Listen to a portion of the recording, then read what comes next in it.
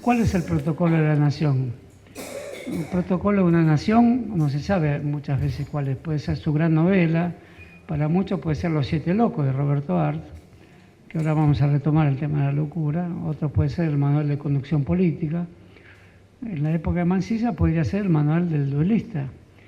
No, cualquiera se podía batir a duelo. Hubo una familia que se negó a que un miembro de su familia se bata a duelo con un pretendiente de su hija que era un fotógrafo. No tenía la condición social para batirse a duelo. El libro del duelista que escribe Mansilla es una teoría de las clases sociales. ¿Quién puede batirse a duelo con quién? ¿Quién está en condiciones de ser un igual? Porque el duelo es a muerte y para establecer una verdad. Es una vieja institución medieval que originó la división del Partido Socialista, no era cualquier cosa. La división del Partido Socialista es una división que duró años y fue por dos cosas, las dos fundamentales: el uso de la bandera y el manual del duelista. ¿Quién estaría de acuerdo con el manual del duelista? Un dandy. ¿El dandy quién es? Esta es una figura muy estudiada en la historia de la literatura. El dandy es como un lumpen al revés. Es el que vive mirándose al espejo para salir a la calle o no, también en la calle se miran las vidrieras, el flaner, el que pasea por la ciudad para ser visto, y es el que surge de la nada sin raíces sociales. Es el picaflor, el conquistador, el que se muere por las apariencias, es el fingidor por excelencia, pero el que hace del fingimiento una escena artística. Bueno, Mansilla es ese dandy. En el comienzo de la fotografía, la comienza la casa Whitcomb, que tenía una galería de arte en Florida hasta los años 70. Hay una foto de Mansilla que dice conversaciones conmigo mismo. Es un truco fotográfico donde hay 7 fotografías de él con bastón y galera, todos conversando. Es el mismo Mansilla desdoblado. Es un personaje de Proust, Mansilla. El dandy es el que se bate a duelo. ¿Quién sería un dandy en el Partido Socialista? Que se vestía con bigotes así hasta los años 60. Palacios. Palacios se va al Partido Socialista porque Juan B. Justo, el fundador, que es un racionalista positivista, Palacios también, pero es un positivista honorífico. ¿El honor qué es? El honor es una medida de las clases sociales que se basa en un don que no se intercambia por ninguna otra cosa que por un hecho de sangre. La verdad se comprueba por el hecho de sangre. Para el positivista la verdad se comprueba por el laboratorio. Y si hay un hecho de sangre es porque hay que extraerle sangre en un dedo a ver el tipo de sangre que tiene. Pero el hecho de sangre del duelista es que muera alguien por la verdad. Palacios se bate a duelo hasta los años 60. Es un duelista. Y cuando entra Juan B. Justo a la Cámara, que entra después que él, porque Palacios entra antes, el primer diputado, el segundo Juan B. Justo, intenta imponer una ley de finalización del duelo, cosa que logra, porque en realidad la institución del duelo, que es una institución medieval, consagraba al caballero, pero impedía el funcionamiento racional argumentativo del Parlamento. Entonces muchos conservadores también están de acuerdo en impedir el duelo y eso divide a conservadores como a socialistas. Y la bandera argentina, Palacio es partidario, de ahí que en el 60, cuando se escinde el Partido Socialista de vanguardia, se escinde con cierta mirada simpática hacia el peronismo y Palacios tiene una cierta duda, siendo embajador de la Revolución Libertadora en Uruguay. Cuando va a Cuba vuelve más cubanizado y nunca había abandonado la idea de un socialismo en la Argentina o con la Argentina o argentino. Palacios establece, y como veremos ingenieros también, porque no se agotó aquí todo lo que quiero decir de ingenieros, establece dos cuestiones en la Argentina. Un cierto guiño hacia la tradición conservadora ilustrada aristocrática, que es la aceptación del duelo, y después la idea de que la bandera roja del socialismo tenía que compartirse con la idea argentina. Hay cierto indicio de lo que en los años 60 se llamó socialismo nacional en Palacio, pero lo hay mucho más en ingenieros, y en ingenieros por razones teóricas. Por eso cuando se genera la izquierda nacional en Argentina, comete cierta ignorancia o cierto error o cierta abundancia en descuidos, por decirlo más suavemente, en relación a sus antecedentes, que son palacios e ingenieros. Y ya en los años 10, esas polémicas existían en forma larvada. Entonces, para volver a Ramos Mejía, dejé un poco en el aire esta cuestión importante. Vicente Fidel López prologa elogiosamente el libro de Ramos Mejía sobre la locura, donde está incluido su propio padre como loco, loco delirante monomaniático, porque había un rasgo aristocrático también, que era la acción de pasar por encima, así como el duelista no perdona la pequeña ofensa, puede perdonar también con su acatamiento ofensas muy importantes a su propia obra o a su propia familia. Por eso el libro de Ramos Mejía tiene un prólogo de Paul Grusac, que ya era director de la Biblioteca Nacional, diciendo: este libro está escrito por una persona que no sabe nada de su tema. La locura no es hereditaria y las más modernas corrientes científicas desautorizan totalmente el contenido de este libro. Y uno hoy no publicaría un prólogo totalmente adverso a su libro. Ramos Mejía lo publica porque también es un dandy, también viene de una familia de locos también. O sea, la locura es un tilde aristocrático, tener un loco en la familia. Por ejemplo, el abuelo de Ramos Mejía fundó el fuerte de Cacuel-Huincul, en Bahía Blanca, con indios y personajes sacados de las cárceles, porque era un utopista. Estamos hablando de 1820. Ese fuerte, donde había 80 indios, 80 locos y una especie de psiquiatra improvisado. Es una historia muy marginal de la locura en la Argentina. Y es invadido por el ejército de Buenos Aires, que gobernaba Martín Rodríguez. Son episodios muy remotos de la historia argentina. Lo captura todo, incluso fusila a casi todos los habitantes de ese fuerte. Una interesante experiencia entre la locura y el indigenismo. Ese es el abuelo de Ramos Mejía. Ramos Mejía es el fundador de la asistencia pública, del hospital que hoy lleva su nombre, que se llamaba San Roque. Fue diputado, era un aristócrata que fundó un club con ingenieros, un club de humoristas, que se llamaba La Siringa, que estaba instalado en las actuales Galerías Pacífico, que era un ateneo de arte. Las Galerías Pacífico eran unas tiendas, antes de ser las oficinas del Ferrocarril del Pacífico, de ahí su nombre. Y en esas tiendas había en los pisos superiores ateneos del arte dirigidos por Rubén Darío, etcétera, que también forma parte de este grupo de humoristas que utilizan la psiquiatría como instrumento humorístico, porque el humor y la burla les parece que tiene un sentido terapéutico, y la usan también tanto para descubrir al simulador de la locura como para homenajear la simulación. Esto último como un rasgo aristocrático también. Es decir, la simulación pasa a ser un rasgo de distinción, porque es la figura del dandy la que lleva a la simulación, y con eso se caracteriza la vida urbana, el síntoma de vida en las metrópolis donde ya dominan las multitudes. Ahí vienen los famosos poemas de Baudelaire. Las multitudes son anónimas, y en el anonimato nadie sabe la identidad de nadie, y por lo tanto es posible ser otro, confundirse o perderse. Y todos son placeres estéticos de la multitud. Y en ese sentido se convierte tanto en una terapia, en una condena a los jóvenes pobres que quieren salvarse de la contribución a la nación de un año en su vida para aprender a manejar las armas y ser carne de cañón, y también son formas de festejo de la oligarquía y de la aristocracia fundadora de las instituciones del Estado, que son instituciones de escolarización obligatoria. El Consejo Escolar Argentino lo funda también Ramos Mejía. Todas esas son fundaciones simultáneas: Ejército, Consejo Escolar, instituciones psiquiátricas, el Borda, que no se llama el Borda también en esa época, y todas las instituciones científicas son el estado del positivismo argentino. Por eso los grandes estudios Carterán tienen como base esta idea: positivismo y nación. No es como en Estados Unidos, que lo fundan las religiones, el Estado. Acá lo fundan las religiones, que fundan una estructura moral de la expansión de la frontera a la manera del protestantismo de Max Weber.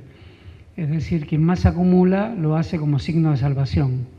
Acá, la Argentina, más laica la Argentina, por eso el roquismo, que es positivismo, disputa con la Iglesia el poder del Estado. Y Roca termina expulsando, debido a la enseñanza laica, a la ley 1420, que es una ley muy costosa para Roca. Tiene que expulsar ante la oposición de Pedro Goyena, o de dos grandes avenidas de Buenos Aires. No, una por lo menos una gran avenida, Pedro Goyena, y la otra Estrada, una gran editorial.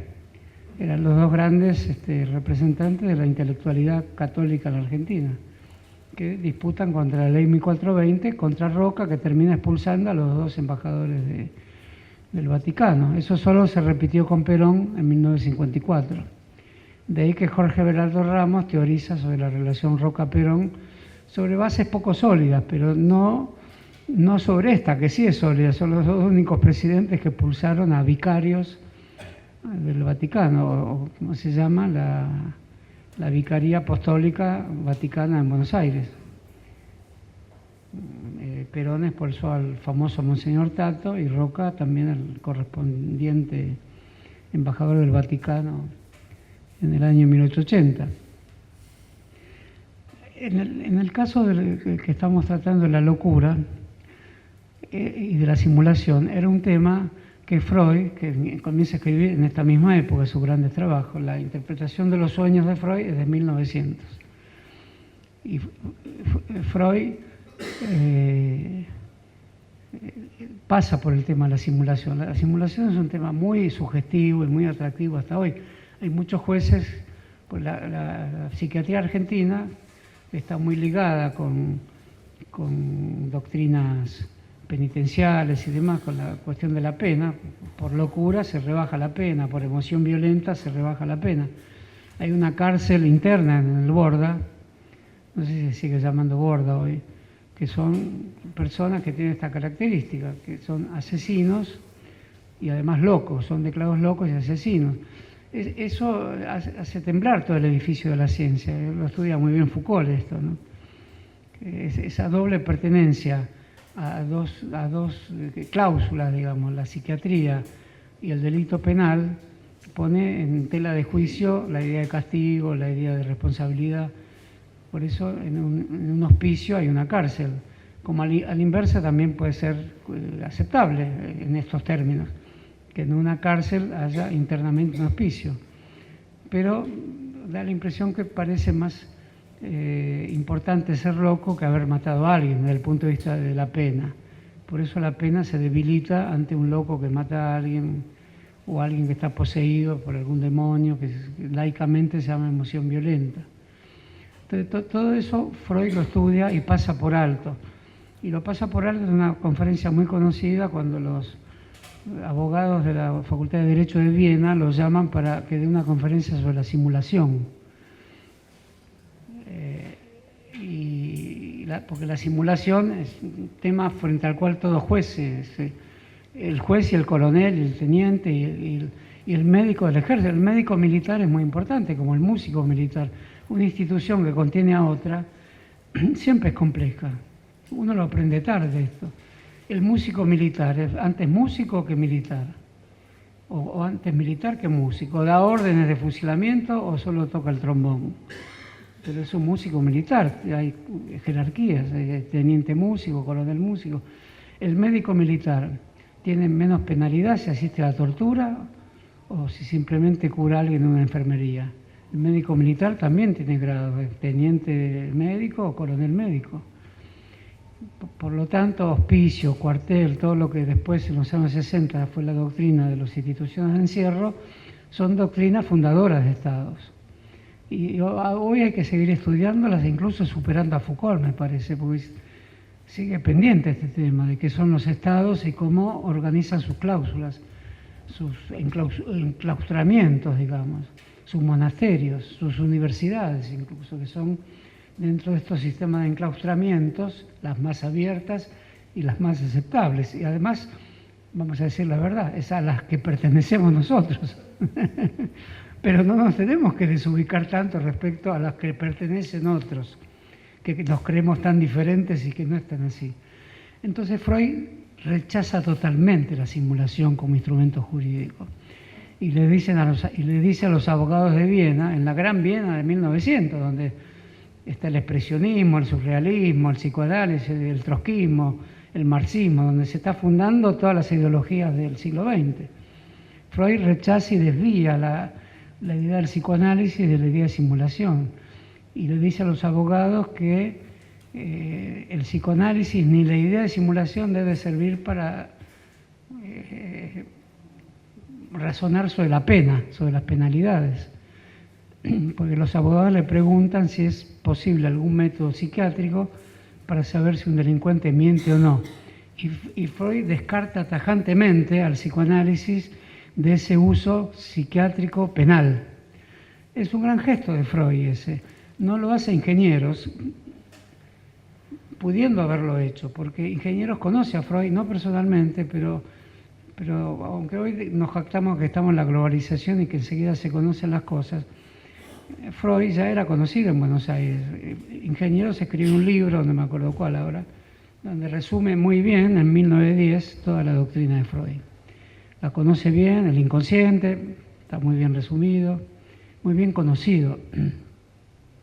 Lo que pasa es que Ingenieros conoce primero Enrico Ferri, que es un psiquiatra italiano, fundador del Partido Socialista Italiano, a Lombroso, que no es del socialismo, pero también es otro psiquiatra más extremo que Enrico Ferri. Conoce a Pierre Janet, que es un rival de Freud, el enemigo francés de Freud, que son más biologistas. Entonces Ingeniero opta por la línea más biológica, porque si no el psicoanálisis hubiera existido no desde los 40 en la Argentina, sino desde el comienzo. Hubiera habido una sucursal argentina del psicoanálisis si Ingenieros no hubiera dado ese vuelco. Pues ya es un ingeniero muy complejo, por eso quiero decir esto. Ingeniero fue el médico de la policía, el médico de la penitenciaría. La revista Archivos de Criminología se editaba en la penitenciaría de la calle Las Heras, que fue demolida recién en los años 60 y que estaba construida con el sistema panóptico, que es el sistema de las cárceles de todo el siglo XIX y el siglo XX. Es el sistema de la cárcel de Caseros, que todavía existe la caseta central. Es el sistema de Ushuaia, que existe tal cual, es el sistema panóptico, que es el sistema de vigilancia recomendado por Jeremy Bentham, el amigo de Rivadavia, y el que inspira a Foucault 100 años después. Y la cárcel de las Heras tenía ese sistema central, ahí se fusila al anarquista Di Giovanni y al general cristiano Juan José Valle, en épocas muy diferentes, en lugares diferentes, pero de la misma cárcel. Y ahí estaba la gran imprenta que imprimía la revista de Ingeniero. Ahí iba Ingeniero con sus locos, con sus presos. Ahí se hacían las experiencias psiquiátricas. Esa cárcel tuvo mucha importancia en el desarrollo de la historia política argentina, de la historia de la represión en la Argentina, de la historia del anarquismo en la Argentina y de la historia de la psiquiatría argentina. Esa cárcel de la calle Las Heras, donde iban los chicos de la zona a juguetear, donde está la escuela de fútbol de no sé quién. Es una cárcel donde se desarrolló buena parte del drama científico, policial y shakespeariano argentino, digamos. Bueno, tanto Ingenieros como Ramos Mejía escriben sendas historias de la locura y inauguran ese tema en la Argentina. Ingenieros estudia casos del siglo XVI en Tucumán, de locos, de los archivos jesuíticos, de los archivos eclesiásticos. Es muy interesante Ingeniero. Y Ramos Mejía es más interesante todavía. El libro de Ingeniero se llama La simulación en la lucha por la vida, porque es un darwinista. La influencia de Darwin es muy grande en la formación del Estado argentino. El darwinismo es una doctrina universal. En mucho tiene que ver la pampa argentina con el darwinismo. Los fósiles argentinos tienen mucho que ver con el darwinismo. Los fósiles argentinos, sobre todo el tiranosaurios que descubre Ameguino, tiene mucho que ver con la fundación de la ciencia argentina, con lo que llamaríamos ciencias duras hoy, que no era la matemática, sino la arqueología y la paleontología.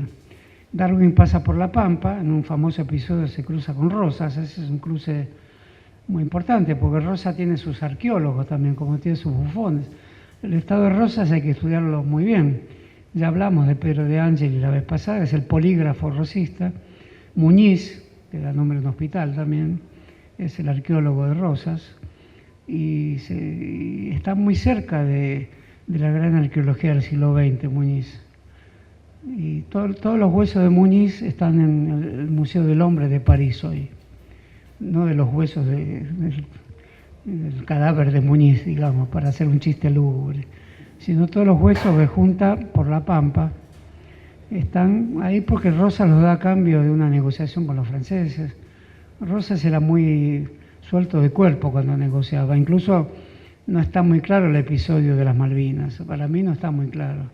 Todo el revisionismo dice que Rosas ofrece las Malvinas a Inglaterra a cambio de la deuda, de la Baring, y que lo ofrece porque antes de Inglaterra tenía que reconocer que eran argentinas para poder aceptarlas como pieza de cambio, pero era muy riesgoso ofrecer las Malvinas, no es un episodio muy claro, porque perfectamente los ingleses podrían decir, bueno, aceptamos que son argentinas, y Rosas podía seguir adelante con el cambio. No está escrito en ningún lugar que Rosas no hubiera seguido con el cambio, porque la deuda Baring que había contraído Rivadavia realmente asfixiaba al Tesoro argentino, se terminó de pagar 50 años después, como va a pasar con esta ahora que construyó Prat-Gay. Si viviera José María Rosas, diría Prat-Gay, el nuevo Rivadavia argentino, ¿no? Digamos, si uno fuera tan disponible para estas equivalencias, estas circularidades históricas. Entonces, Darwin es un personaje argentino, digamos, su teoría del hombre, escrita en 1852, conmueve el mundo científico y el mundo religioso, y lo conmueve a Marx. A Marx lo conmueve mucho la lectura de Darwin. No está probado, pero hay cierto vínculo, viven en la misma ciudad, ambos conocen de la existencia del otro. Cuando muere Marx, Engels en el famoso discurso en la tumba de Marx dice, ha muerto un hombre que podía equipararse a otro que entre los dos componían el gran cerebro del siglo XIX, Darwin y Marx. Ese es el discurso de Engels. O sea, Engels tiene un giro más positivista que Marx, que no es un positivista. Incluso a veces parece un romántico Marx. El 18 Brumario de Napoleón Bonaparte es el libro de un gran trágico romántico. Pero Engels tiene más Engels es alguien que le tira más el lado positivista y lo compara con Darwin. Y Darwin tiene una pintura simpática de Rosas al principio. Después, cuando reescribe sus memorias, lo declara tirano, etcétera, pero ya influido por la caída de Rosas. Cuando lo ve, le parece un personaje simpático de la llanura. Rosas está en la expedición al desierto, destino un certificado a Darwin para que siga juntando huesos. Y el que después termina de juntar los huesos que no juntó Darwin fue Ameghino, que era un italiano. Y el tema de Ameghino es muy importante porque también confluye con la fundación del Estado argentino, que no es el Estado de Rosas. El Estado de Rosas era muy simple, era la contaduría de Rosas, que la hacía él. El ejército de Rosas, que estaba en santos lugares, donde se desarrolló la batalla de Caseros, más o menos, pero también en su propia casa, y acá cruzando el Riachuelo, en el actual edificio del Museo del Ejército en Defensa y México. El que recuerde caminando por la calle Defensa, ese edificio es el edificio de 1880. Es un edificio militar, museo militar, o sea, Museo del Ejército. Pues el edificio que estaba antes fue demolido también. Era el edificio de la Mazorca, que era el Ejército Civil de Rosas, era la Policía Civil de Rosas, compuesta por los personajes de la Gran Sociedad, que era una sociedad patriótica también, era como una especie de jacobinismo al revés. Ahí estaba la sede de la Mazorca, eso fue. Pero es interesante la continuidad fiscal. ¿Qué es la continuidad de un Estado? El terreno de la Mazorca pasa a ser un terreno fiscal que lo toma el Ejército argentino, y la Mazorca no dejaba de tener algo de Ejército de Rosas también. Bueno, Ameghino junta muchos huesos, junta muchísimos huesos, y se cree en condiciones de desarrollar también una teoría del hombre. Y la desarrolla y la escribe, se llama Filogenia. Y ese libro tiene en la Argentina tanto impacto como la teoría del hombre de Darwin, el mismo impacto. Y es un libro darwinista, pero no tiene las proposiciones principales de Darwin, que es la lucha por la vida, la supervivencia del más fuerte, y una teoría del arte muy interesante en Darwin, que dice que si supervive el más fuerte, en general el más fuerte es poseedor de la mayor destreza artística, por eso lo ejemplifica con los pájaros. El canto más bello de los pájaros es el del pájaro que superó con más felicidad todas las pruebas de subsistencia. Entonces, había un grupo en Buenos Aires que se llamaba Belleza y Felicidad. Bueno, en el caso del darwinismo es más cruel, es belleza y crueldad. La vida es cruel, pero el que supera todas las pruebas de la crueldad termina en la belleza. Hay una teoría de la belleza al final de Darwin. Bueno, Darwin influye mucho en la Argentina, la prueba de su influencia es todo el positivismo argentino, que es muy darwinista. Hay una idea del llamado darwinismo social, de la sobrevivencia al más fuerte, a la cual le responde Roberto Arlt. Cuando escribe Los Siete Locos responde a esa tesis. Todos los personajes de Roberto Arlt parecen darwinistas, los discursos del astrólogo son todos darwinistas, la sobrevivencia al más fuerte. En realidad hay que traducirlo como la fuerte disconformidad de Roberto Arlt con todos los médicos darwinistas de la época, en que es la respuesta de Roberto Arlt a ingenieros, a Ramos Mejía, al positivismo. Es un libro irónico, Los Siete Locos. Todos los personajes hablan como Darwin. La struggle for life, la lucha por la vida, que la toma del poder es la lucha por la vida de los locos. Roberto Arlt se cría leyendo a los psiquiatras argentinos que habían rechazado el psicoanálisis y fundan el Estado sobre esta base tan compleja que es la apología de la locura y la crítica al que simula la locura porque no contribuye al servicio con el ejército. Entonces, estas dos historias de la locura que escriben el maestro y su discípulo, Ramos Mejía, ingeniero, son muy formadoras de todo el ambiente intelectual de la época. Es la historia de la locura, es la historia del Estado argentino por su reverso. Es la afirmación de los cimientos de la normalidad por la vía de la historia de la locura.